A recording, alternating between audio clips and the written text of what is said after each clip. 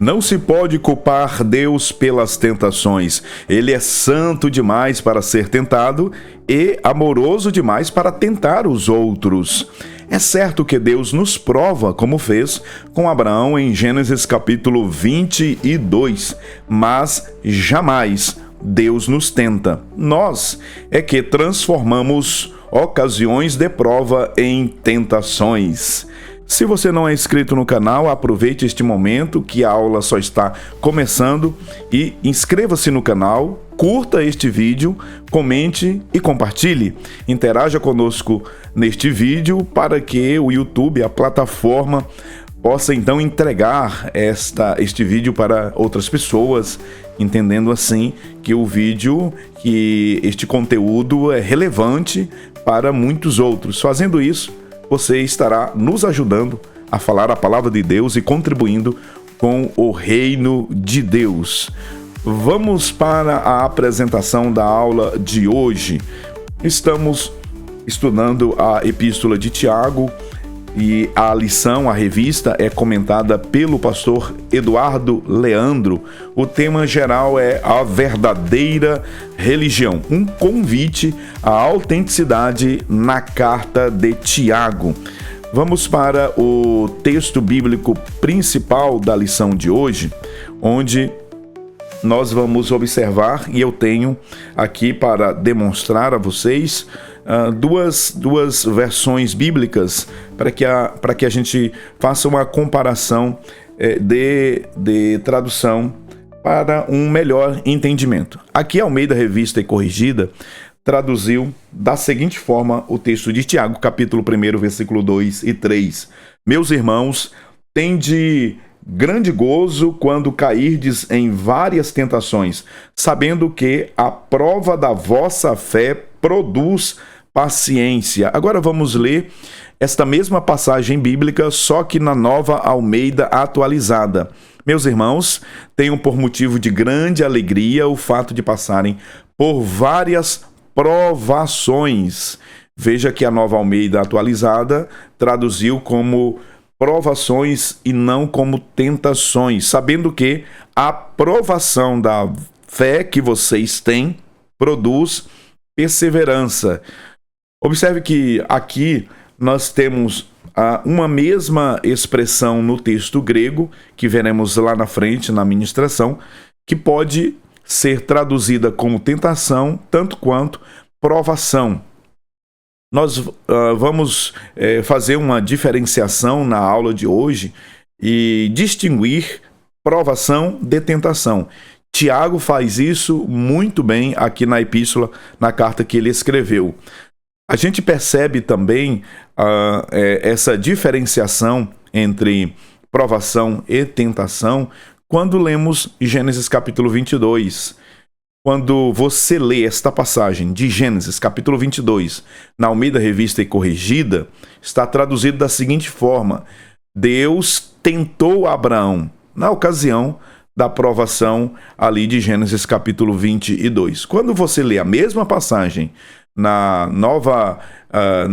Almeida e Revista atualizada ou na NAA, por exemplo, né, você tem lá a palavra tentação sendo substituída por provação. Porque, de fato, em Gênesis 22, nós estamos falando de provação e não de tentação. Ah, pastor, mas a Almeida Revista e Corrigida traduziu errado? Não, não é que ela traduziu errado. É que a palavra mais apropriada para aquele contexto é provação e não tentação. Lembrando que a mesma palavra utilizada no texto original para provação é a mesma para tentação. Vamos para o comentário, então, da lição, mas antes vamos constatar aqui o resumo da lição, do que vai tratar a lição de hoje. Bom, o resumo da lição diz o seguinte: manter a autenticidade em meio às provações e tentações é essencial para preservar nossa integridade e viver de acordo com os nossos valores cristãos mais profundos. Vamos para os objetivos da lição? Acompanhe na sua tela os objetivos, 3 objetivos que vamos buscar alcançar na lição de hoje. Os professores desta classe também vão, no domingo, ministrar essa aula e vão percorrer e vão buscar alcançar esses objetivos. O primeiro é compreender a força que é produzida pelas tentações, depois explicar o propósito das provações e, em terceiro lugar, destacar a importância da sabedoria, proteção e confiança em Deus. Vamos para o primeiro tópico da lição. A força produzida pelas tentações. Isso está aqui nos versículos 2 e 12 deste primeiro capítulo. E aqui nós vamos começar a compreender, né, o que são as tentações. O que é tentação? Vamos definir o que é tentação? Bom, segundo o dicionário teológico, são estímulos que levam à prática do pecado. O que é tentação? Tentação são estímulos que levam à prática do pecado. A tentação é o instigamento interior que faz com que as pessoas acabam transgredindo as leis de Deus. Então, observe que a tentação, ela tem por natureza, ela tem por origem, né, esta necessidade de levar as pessoas a se afastarem de Deus.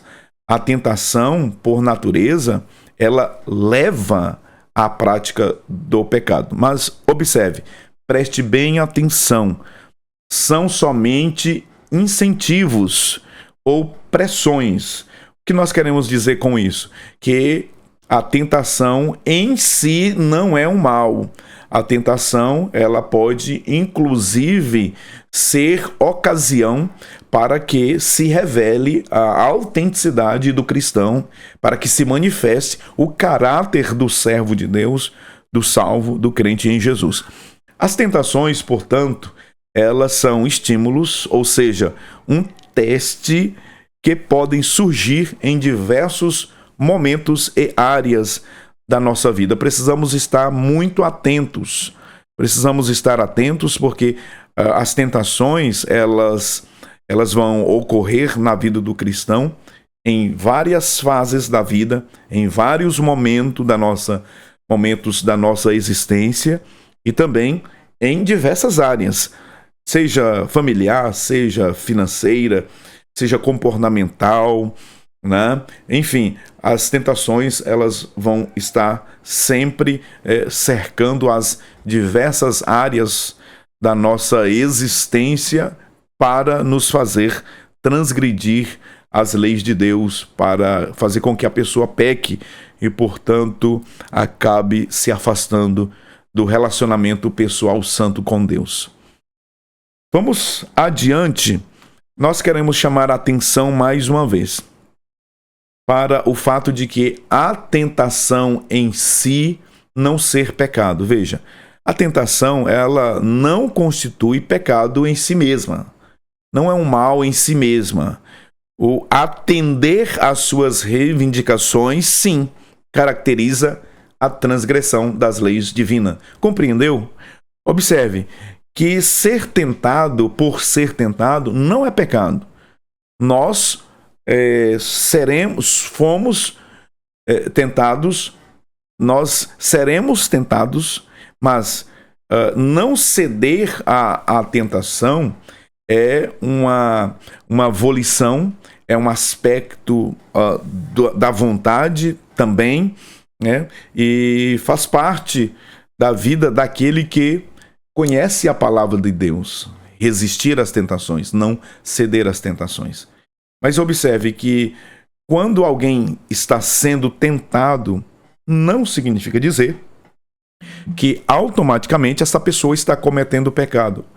Vejamos o exemplo do Senhor Jesus, que será alvo, que será objeto também da nossa aula de hoje. Jesus ele foi tentado pelo diabo no deserto em Mateus capítulo 24, mas o Senhor não pecou, conforme a gente vai verificar essa passagem bíblica de Hebreus capítulo 4, versículo 14 e 15. O Senhor não pecou. Portanto, professor de escola dominical ou mesmo você jovem que está me assistindo, ser tentado, ser estimulado a pecar externamente ou internamente, porque nós temos três inimigos. Nós temos a carne, o mundo e o diabo. Nós temos um inimigo interno, que é o maior de todos, que é a natureza pecaminosa, a natureza caída, que não está extinta ainda, será, mas ainda não está. E nós temos dois inimigos externos, que é o mundo, ou seja, o sistema pecaminoso, e também o diabo. Assim, para transgredir as leis de Deus, a tentação ela vai se valer de estímulos internos e externos, deste inimigo que está em nós, a natureza pecaminosa, a natureza caída, e também os inimigos externos. Desse modo, quando você jovem é tentado externamente pelos clamores do mundo para se transgredir as leis de Deus, ou mesmo por estímulo interno, por desejos que estão em nós, isso em si mesmo não é pecado. O pecado é atender a estas reivindicações mundanas. O pecado é ceder aos desejos contrários à vontade de Deus. O pecado é transgredir, é se entregar àquilo que a tentação está ali reivindicando. Outro ponto muito importante a se destacar na lição de hoje é o fato de que os nossos desejos naturais também não são maus em si mesmos. Os nossos desejos, os nossos anseios e vontades, eles podem ser usados para cometer pecado, mas em si mesmo eles não são maus. Por exemplo, comer é um pecado? Não, mas a gula é um pecado. Perceba a diferença. O relacionamento sexual é pecado em si mesmo? Não. Não é. Não é pecado, desde que praticado dentro dos limites estabelecidos na Escritura Sagrada, na própria Palavra de Deus. Portanto, o relacionamento sexual entre um casal, um homem e uma mulher, é bênção de Deus. Foi Deus quem estabeleceu. Agora, fora desses ditames, fora dessas regras espirituais, constitui-se pecado. A prostituição é pecado, o relacionamento extraconjugal é pecado. Observe que o problema não é o desejo em si, mas como que isto está sendo usado pelas pessoas. Voltemos à nossa apresentação. Bom, em sua carta, o apóstolo Tiago, ele distingue claramente as provações das tentações em natureza e propósito. Nós vamos constatar que Tiago ele vai fazer essa separação. A tentação tem uma natureza, tem uma origem e tem um propósito. Provações têm natureza, têm origem e também têm propósito. Vamos verificar a tentação. As tentações surgem, olha a origem, olha a natureza. As tentações surgem a partir dos nossos próprios desejos. As tentações surgem em nós mesmos. A tentação, ela vai ter a sua origem na nossa própria cobiça, conforme nós vamos analisar ainda esta passagem mais a fundo, e tem como propósito nos fazer pecar e assim nos afastar de Deus. Qual é a origem da tentação? A nossa cobiça, a concupiscência da carne, a concupiscência dos olhos, a soberba da vida. Ou seja, qual é a natureza, qual é a origem da tentação? A nossa natureza caída e pecaminosa. Qual é o propósito dela? Nos fazer pecar. A tentação tem sempre o objetivo de fazer o jovem pecar.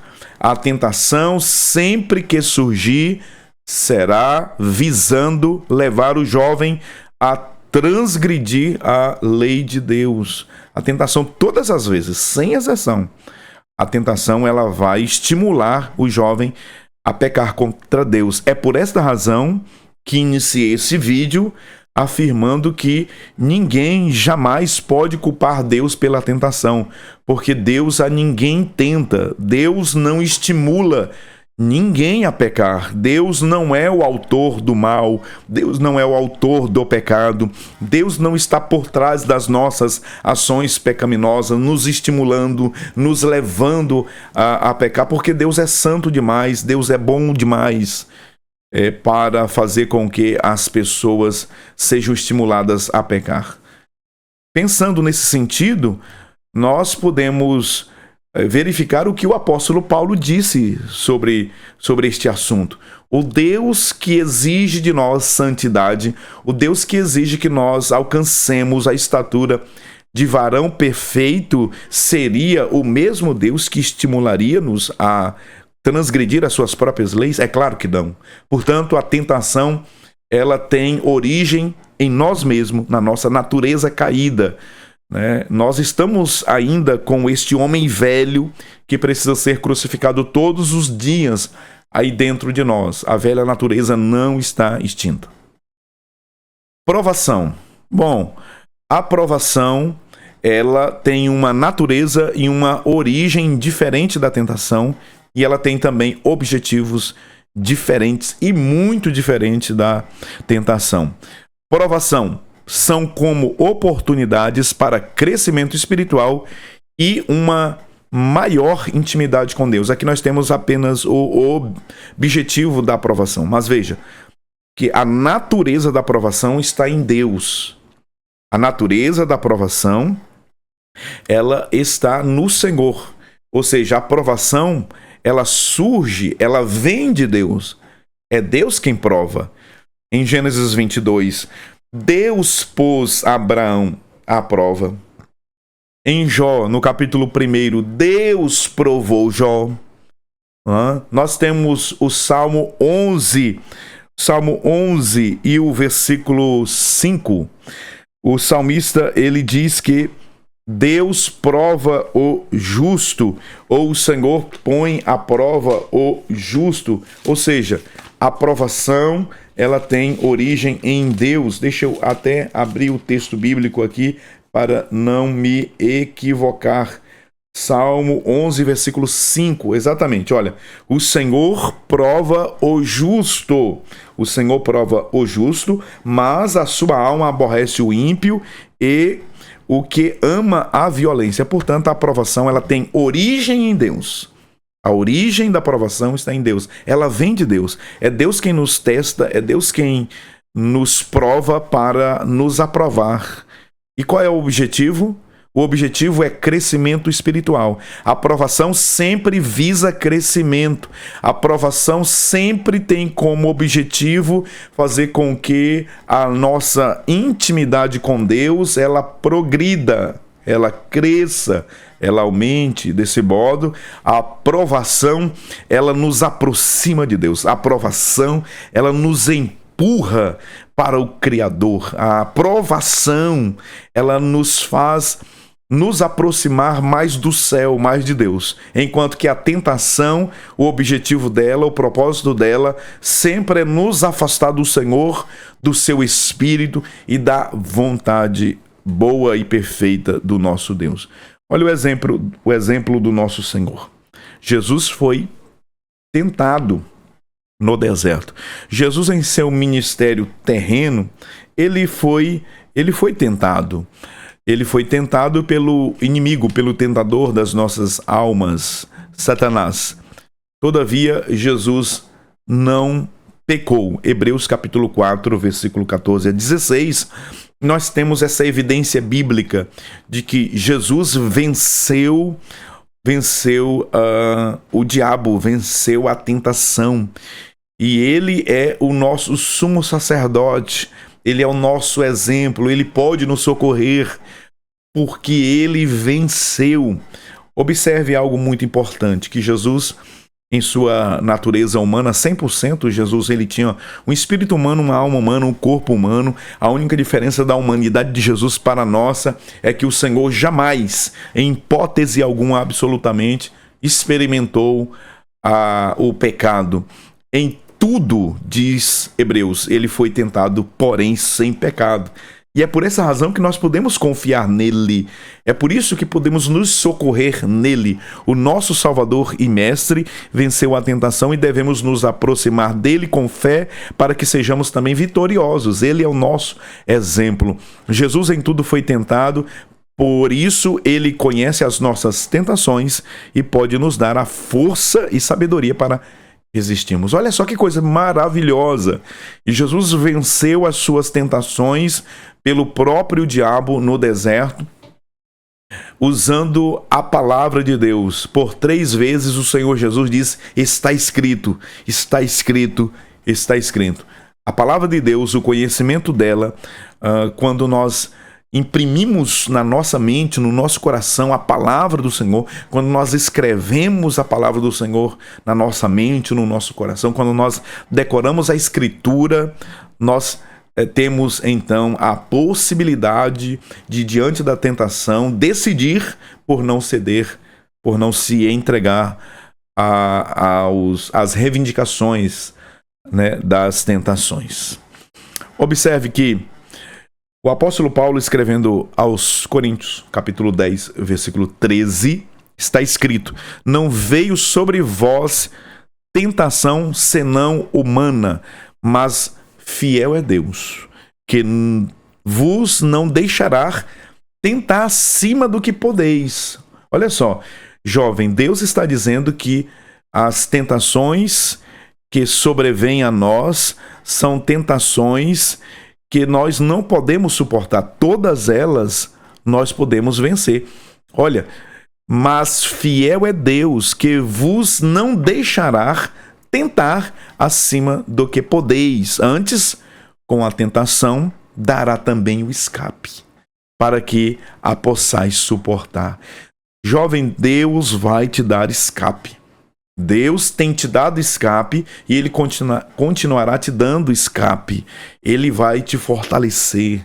Mas para isso, você precisa estar constantemente lendo a palavra de Deus diariamente, se alimentando de um alimento espiritual sólido que é a Escritura Sagrada, em oração constantemente, em uma vida espiritual com Deus, uma vida piedosa com o Senhor, para que você possa, diante da tentação, ser, então, vitorioso. Vamos para mais um momento, o segundo ponto dessa lição do primeiro tópico, a procedência das tentações. Segundo Tiago, e aqui nós temos um processo.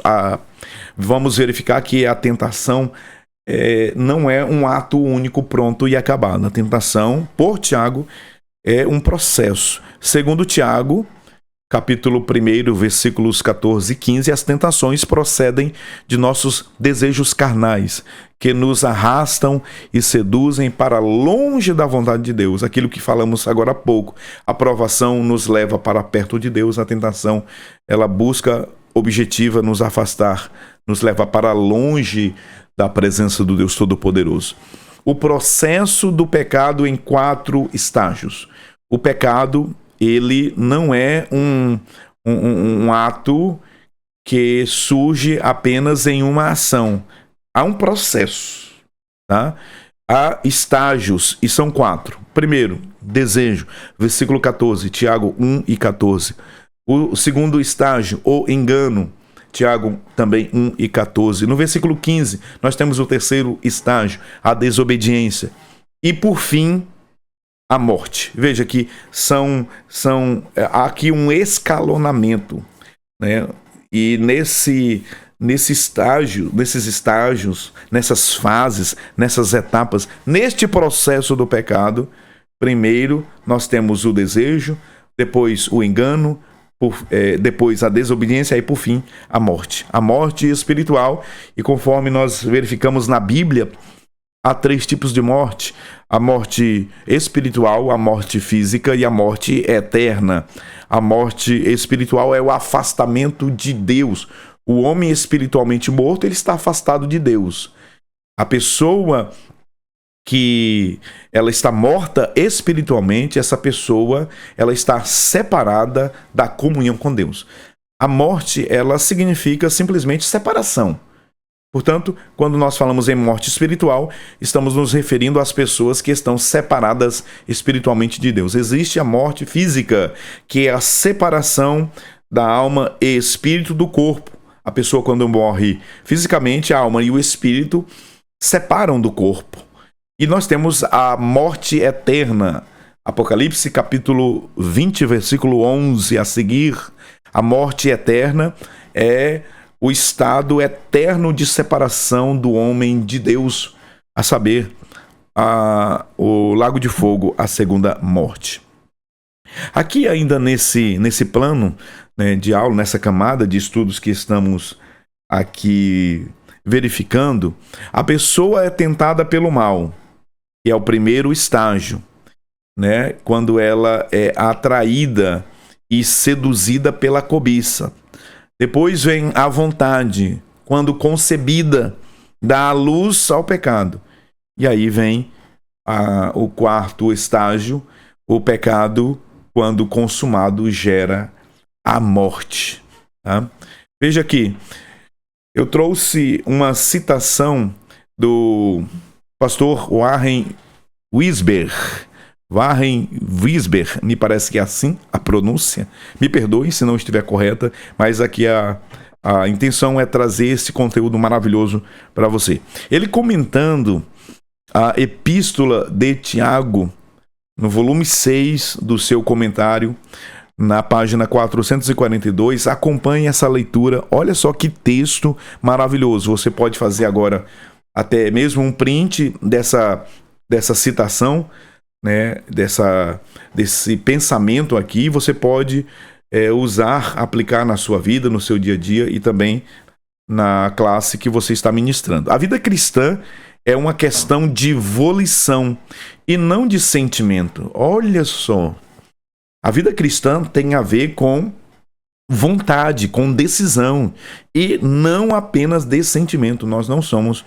Nós não podemos, aliás, ser movidos por sentimentos. Ouço com frequência, aqui ele dizendo, né? Ouço com frequência cristãos dizerem: não sinto desejo de ler a Bíblia, ou não sinto vontade de participar de reuniões de oração. As crianças vivem em função dos sentimentos, mas os adultos agem de acordo com a volição, fazem algo porque sabem que é certo, a despeito do que esteja sentindo. Que reflexão maravilhosa esta, né? O que o Warren Wiersbe está querendo nos dizer? Que nós não somos meninos, nós não somos mais crianças espiritualmente. Nós não somos movidos por desejos, por vontades. Nós precisamos ser conduzidos, orientados por volição, por decisão, por tomada de atitudes. Diante da tentação, nós não podemos ceder às pressões dela, mas decidir com vontade, né? Decidir por agradar a Deus. Decidir fazer aquilo que a Bíblia diz. Se você não tem vontade de ler a Bíblia, você não vai ler? Não é isso. Você é movido por sua vontade, por seus sentimentos? Não. Você não pode ler a Bíblia somente quando você tem vontade. Você deve ler a Bíblia porque isto é a vontade de Deus. A Bíblia diz que bem-aventurado é o varão, o Salmo 1, né? Bem-aventurado é o varão que medita na lei do Senhor de dia e de noite, porque ele será como uma árvore plantada junto a ribeiros de água, que dá o seu fruto na estação própria. Perceba que o salmista e outras passagens, o próprio Senhor Jesus faz reivindicações para que nós amemos a sua palavra e a leitura da sua palavra. Quando Jesus disse está escrito, é porque ele lia a palavra de Deus, né?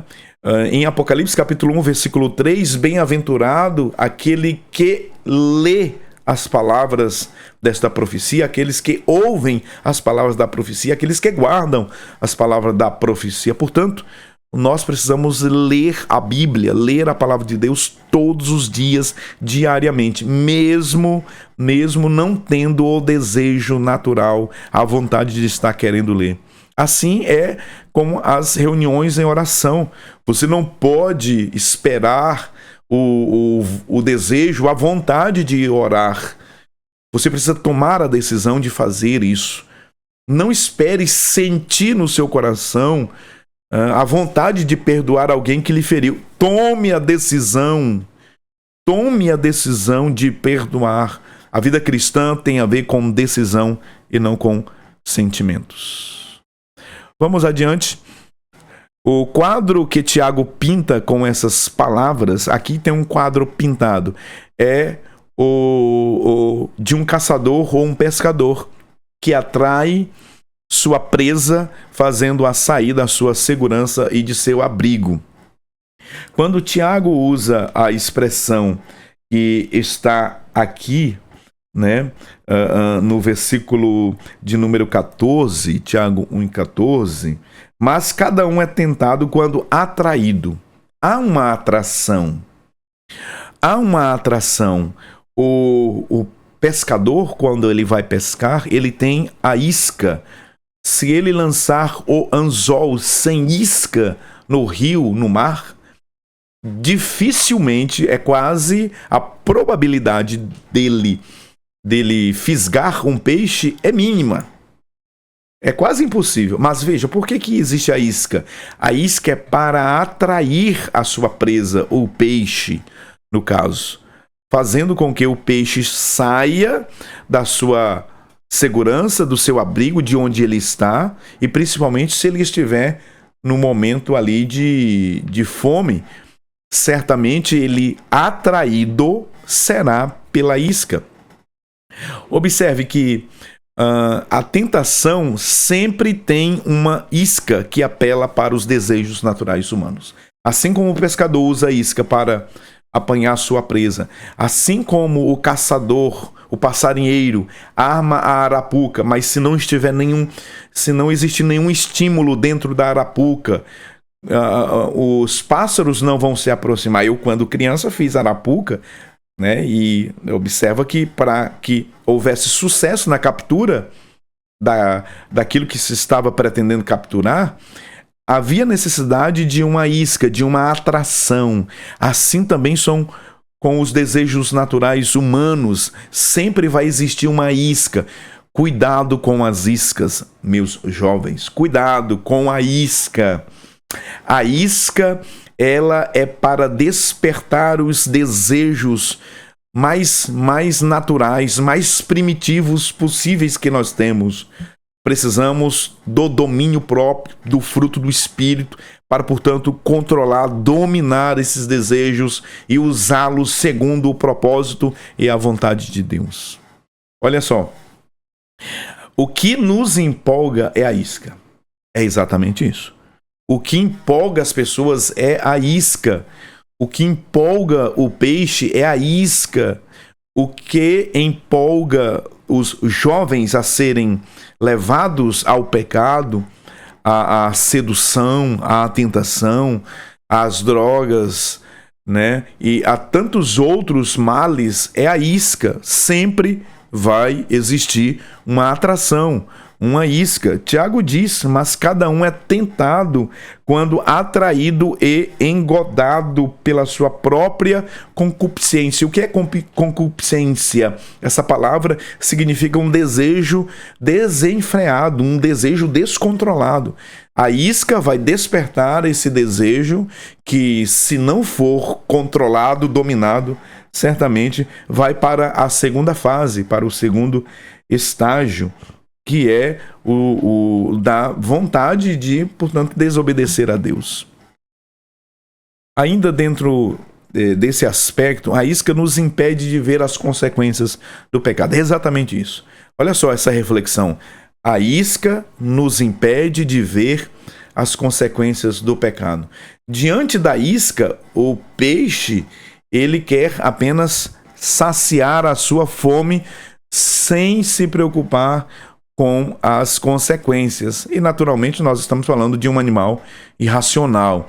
Mas trazendo aqui para a nossa reflexão espiritual, os seres humanos, os jovens são atraídos por uma isca e quando eles são atraídos pela isca, quando o desejo é despertado, quando os sentimentos mais primitivos são explorados, a isca, ela impede as pessoas, os jovens, os homens e mulheres, estou falando do gênero aqui, impede de que eles vejam lá na frente, de que contemplem as consequências.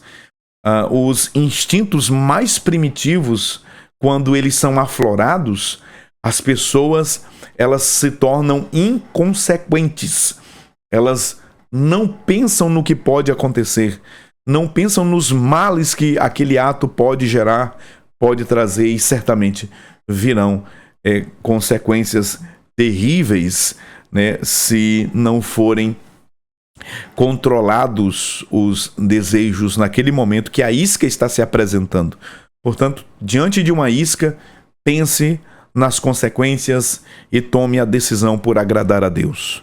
Observe ainda o exemplo de José. Esse exemplo de José aqui não poderia faltar nesta lição, não é? O exemplo de José, ele é muito importante, ele vem aqui como uma luva no assunto que nós estamos analisando. O exemplo de José. José percebeu a isca.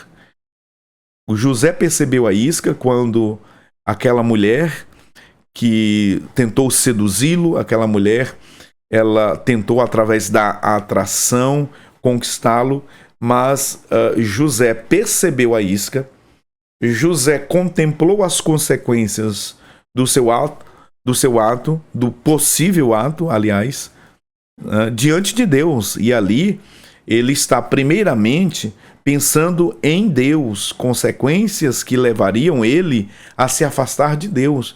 José não estava preocupado com o seu cargo de mordomo da casa de Potifar. Não, José não estava preocupado com o seu status. José não estava preocupado com o seu salário, com a sua condição. José estava preocupado com a sua comunhão com Deus. José fugiu das garras do pecado porque ele pensou nas consequências de se afastar de Deus. Ele percebeu a isca. Quando conhecemos a Bíblia, é possível perceber a isca e lidar com ela de modo radical. José, ele foi radical. O apóstolo Paulo, ele escrevendo, ele disse: fugir da prostituição. Né? A fuga da prostituição é uma atitude radical, da tentação é uma atitude radical que os jovens devem tomar diante, né, dos assédios da tentação em todos os aspectos, sejam virtuais, sejam presenciais. Fuja. Fugir da prostituição. A fuga é um ato de coragem nesse sentido aqui. Alguém diz assim: mas a Bíblia diz resistir o diabo. O diabo não é a tentação. A tentação é apenas um meio. A Bíblia manda fugir da prostituição. A Bíblia manda sair fora do ambiente da aparência do mal. Portanto, o diabo, nós nos submetemos a Deus, né? Nós tememos a Deus e resistimos o diabo e ele foge. Agora, a tentação, a tentação, a prostituição e outros tantos pecados, sejam morais, sociais e outros mais, nós devemos resistir no sentido de fugir. Portanto, aqui nós temos o exemplo de José, que, percebendo aquela isca, percebendo o mal que estava cercando a sua vida, fugiu.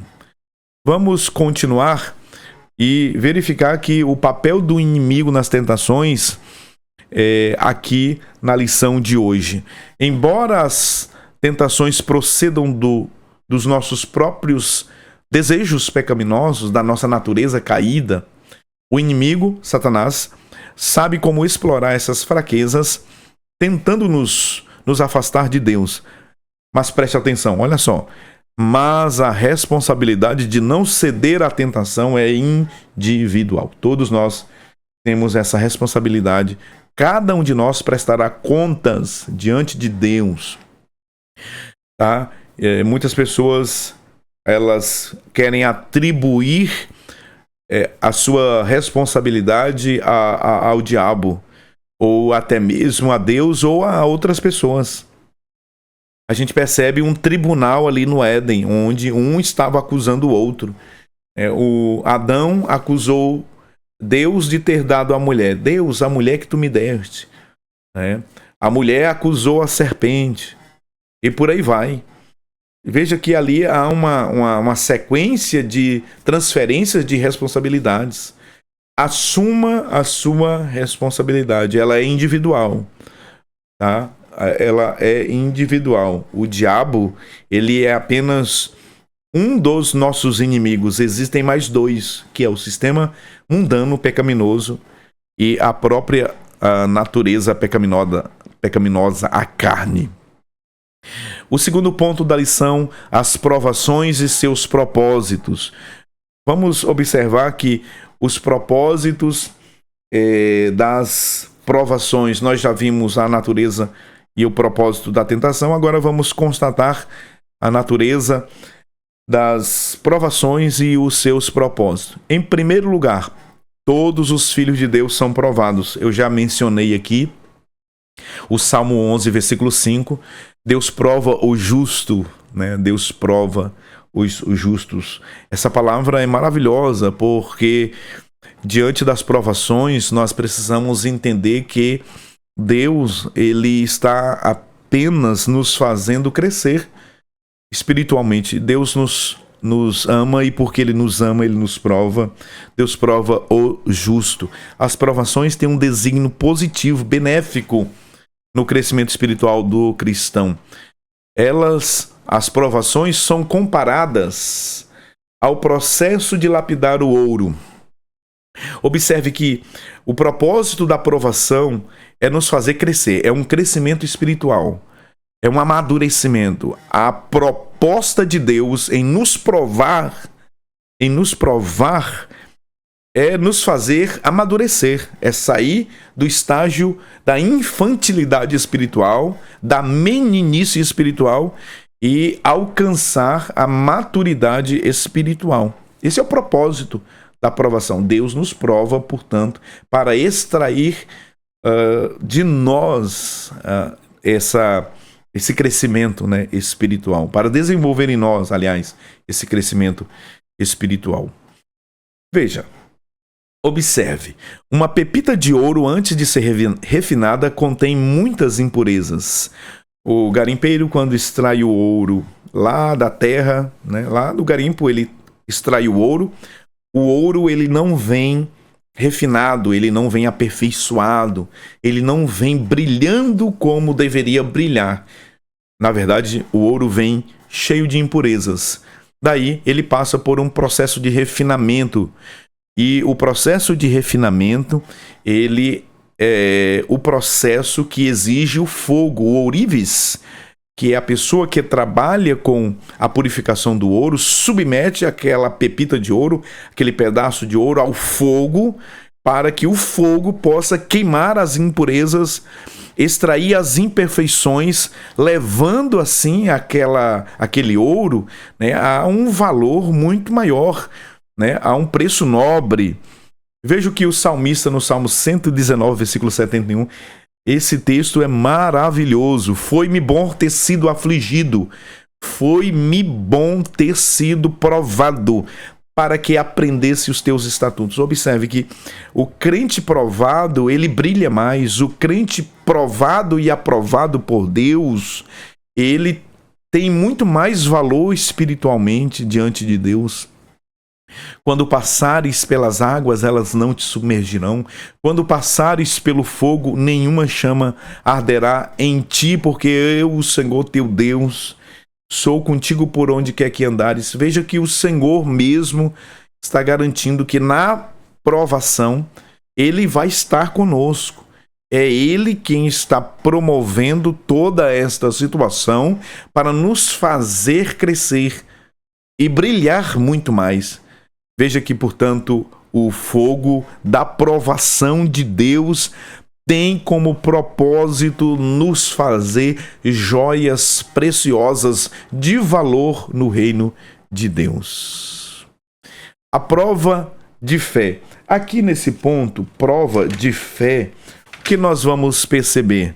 Aqui, Tiago destaca que a prova da nossa fé produz a paciência. A prova da nossa fé produz a paciência e a perseverança. As provações nos levam a confiar mais em Deus e desenvolver um caráter maduro, essencial para uma vida cristã autêntica. Olha só que coisa interessante, maravilhosa. As provações, elas têm como propósito nos fazer amadurecer, nos levar a um patamar de um caráter maduro. Um crente maduro diante das provações, ele saberá contentemente se alegrar em Deus, esperar a resposta do Senhor. Um jovem provado pelo fogo, um jovem que foi passado, pela fornalha da provação, ele será aprovado e o seu caráter será refinado e amadurecido. Isso é maravilhoso. Diante disso, nós temos ainda bênçãos nas provações. Tiago afirma que bem-aventurado é o homem que suporta as provações ou a provação, porque depois de aprovado receberá a coroa da vida que o Senhor prometeu aos que o amam. Versículo 12. Bem-aventurado é o varão que suporta a provação. A palavra bem-aventurado significa feliz ou abençoado. Feliz é o homem que é provado, porque depois de provado, ele será aprovado. Depois de passar pelo teste de Deus, ele vai receber do Senhor o galardão, ele vai receber a recompensa, ele vai receber a bênção, seja bênçãos espirituais, sejam materiais, mas Deus, ele vai então abençoar e, sobretudo, a coroa da vida que o Senhor prometeu aos que o amam e será entregue naquele grande dia no tribunal de Cristo após o arrebatamento da igreja. Nós estaremos com o Senhor ali diante do tribunal de Cristo para termos as nossas obras julgadas e, portanto, recebermos do Senhor o galardão, a coroa da vida. Veja, Ananias, Misael e Azarias tiveram a sua fé provada. A fé desses três moços, desses três hebreus que estavam na Babilônia, eles estavam diante de uma cultura diferente da sua, uma cultura mística, até contrária aos valores que eles haviam aprendidos. Eles estavam distante, aliás, da religião deles, estavam longe dos seus pais, se é que eles ainda tinham pais. Estavam diante de situações adversas, longe da religião que o seu povo professava. Veja que as circunstâncias eram todas desfavoráveis contra Ananias, Misael e Azarias. Uma grande estátua foi erguida em Daniel capítulo 3 por Nabucodonosor, e eles foram submetidos à prova. Quem não se dobrasse, quem não se encurvasse, quem não se ajoelhasse e adorasse a estátua de Nabucodonosor por 30 dias, seria lançado na fornalha de fogo ardente, aquecida 7 vezes mais. E então eles quando ouviram o som dos instrumentos, que era o comando para que todos adorassem a estátua, aqueles 3 rapazes não se dobraram, não se ajoelharam, não cederam diante daquelas circunstâncias. Eles, então, foram lançados na fornalha de fogo ardente, aquecida 7 vezes mais. Mas antes eles disseram: sabe tu, ó rei, que nós não vamos adorar a estátua que levantastes. Se Deus quiser nos livrar, Ele nos livrará. Se Deus não quiser nos livrar, nós não vamos nos prostrar. E aconteceu que, lançados na fornalha de fogo ardente, Deus, o Senhor, Ele mesmo estava com eles ali. Entendemos que o Cristo, em uma teofania, certamente, é bem possível, estava diante deles. Olha só como que a provação da fornalha de fogo ardente fez com que a glória do Senhor se revelasse na vida deles.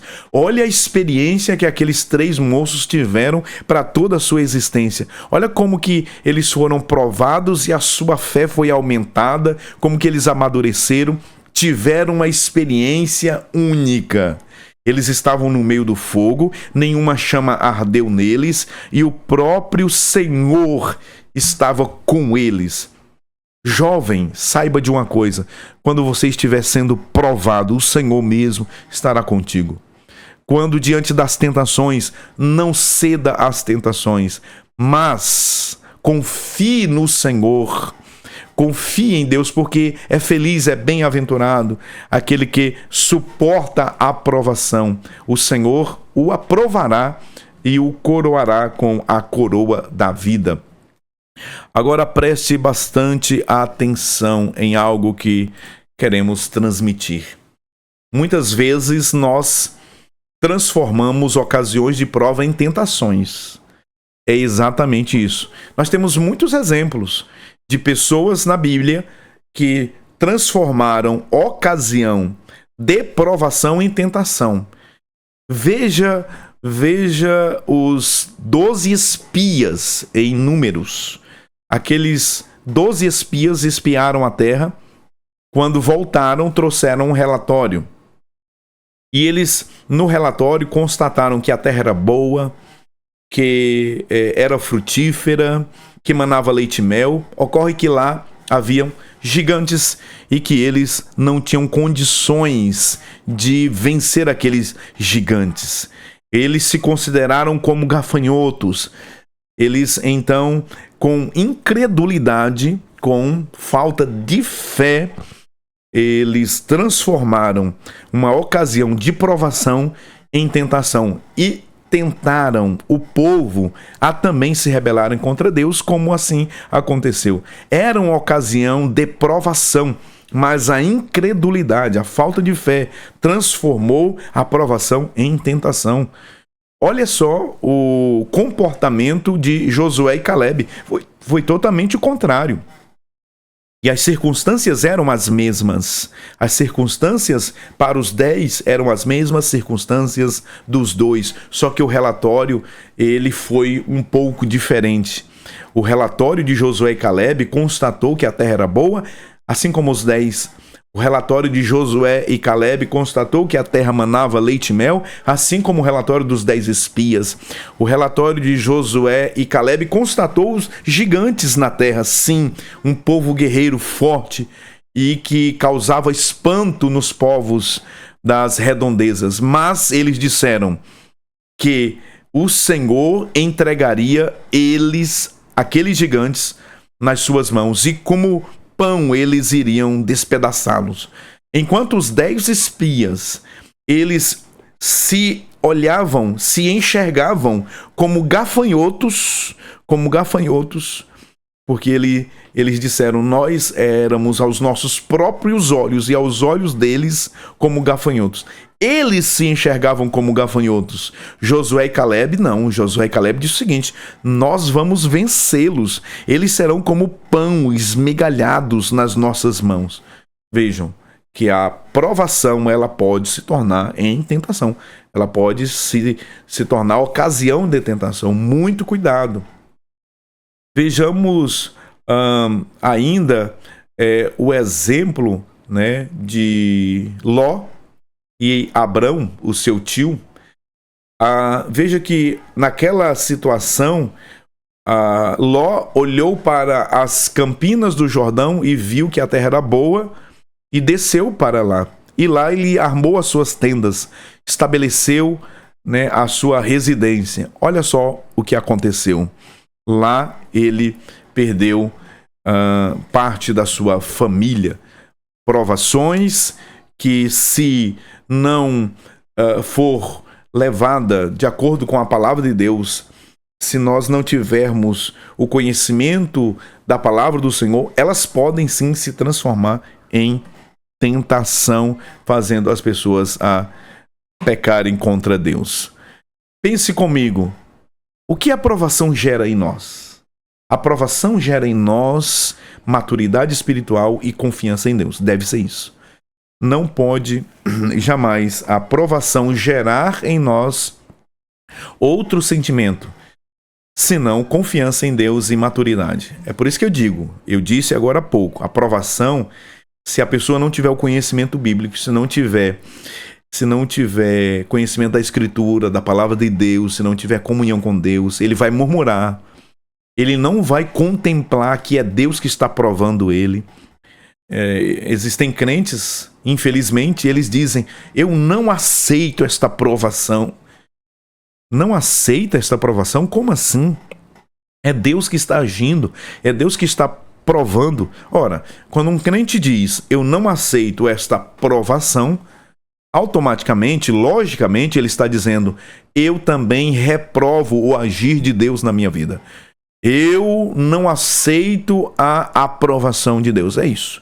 Muito cuidado, tenhamos discernimento espiritual. Caminhando para o final, nós vamos saltar para o quarto ponto da lição: o cuidado com o que vemos e desejamos. A história do primeiro casal, Adão e Eva. Eles sabiam que não poderiam comer o fruto da árvore do jardim, mas foram traídos pelo engano e entregaram-se ao pecado. Tiago utiliza o termo gerar no versículo 15 para mostrar que ninguém peca sem ansiar pelo pecado, sem desejar o pecado. Ou seja, o pecado, ele é um processo, ele não é um ato concluído, pronto e acabado, aquilo que nós falamos. Existem estágios do pecado. Antes que o pecado vire uma ação, um ato, ele passa por um processo de gestação na mente do ser humano. Olha só, Tiago agora, ele muda a metáfora, né? A ideia que nós temos em mente, o quadro pintado é de um pescador com a isca querendo atrair a sua presa, ou um caçador que está armando ali o laço, ou o passarinheiro que está preparando a armadilha para pegar a sua presa. Agora, Tiago, ele muda a metáfora e passa a falar, né, aqui da gestação. Ele compara exatamente, né, esse processo a uma gestação. Nós temos a cobiça, o engano, a desobediência e a morte. E é exatamente isso que Tiago descreve aqui. E nós temos o exemplo muito claro deste processo na vida dos nossos pais. Nós vemos os 4 estágios: a cobiça, o engano, a desobediência e a morte na vida de Adão e Eva. Está muito claro aqui, né, esses 4 estágios, né, do pecado, o processo do pecado no pecado dos nossos pais, que então trouxe consequências para toda a raça humana. Romanos 5 disse que por um homem entrou o pecado no mundo. Eva foi enganada, disse Paulo. Agora Adão comeu conscientemente do fruto e desobedeceu a Deus deliberadamente. A serpente, ela lançou a isca, Eva foi atraída, né? Ela foi pela concupiscência dos olhos, depois veio a concupiscência da carne, o desejo, depois veio a decisão de desobedecer a Deus e a consequência foi a morte espiritual.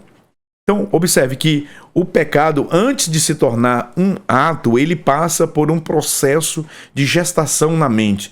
O pecado, ele começa dentro do homem, dentro de nós. O pecado é como a metáfora aqui de uma mulher gestante, que depois que dar à luz, aí gera a morte. É o que Tiago diz, né? Aqui na leitura bíblica, no texto bíblico principal. Mas cada um é tentado quando atraído e engodado pela sua própria concupiscência. Depois, havendo a concupiscência concebido, dá à luz o pecado. E o pecado, sendo consumado, gera a morte. A serpente apresentou a isca, né? A Eva foi atraída pelo desejo. Depois de atraída pelo desejo, ela enganada foi. E depois ela consumou ao comer do fruto que Deus disse: vocês não podem comer, vocês têm tudo aqui à sua disposição. E eles desobedeceram deliberadamente a Deus. Para a nossa reflexão final, o propósito de Deus nas tribulações e provações é sempre a maturidade.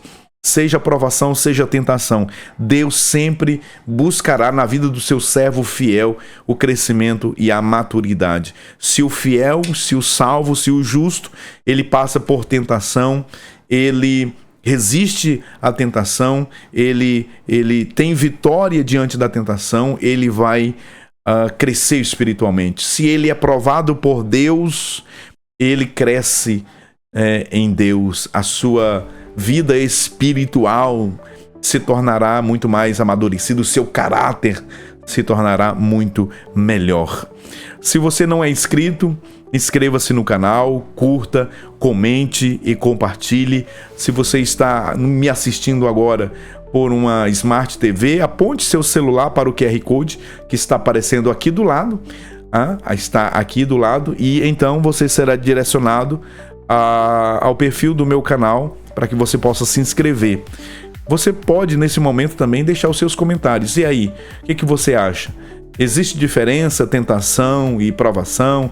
Ou é a mesma coisa? Deus tenta, Deus não tenta? Comente, deixe sua opinião nos comentários. Isso vai gerar engajamento e o YouTube vai compreender que este vídeo é relevante e é importante. Se este conteúdo ele é abençoador para a sua vida, se este conteúdo ele é interessante para você, então faça isso, né? Cumpra-se aí neste momento o ato de você se inscrever no meu canal. Deus te abençoe, Deus te guarde. Nós chegamos ao final de mais uma lição com a graça, a bondade, o favor e a misericórdia do Senhor. Que o Senhor te proteja, que o Senhor te guarde, que o Senhor te dê forças na tentação e lhe fortaleça, lhe dando discernimento e entendimento na provação. O Senhor é contigo, Deus vai te abençoar. Você é um bem-aventurado, você é feliz e abençoado por passar por provação, porque você será aprovado, abençoado pelo Senhor e teremos a coroa da vida naquele grande dia. Deus te abençoe. Eu espero por você na próxima semana.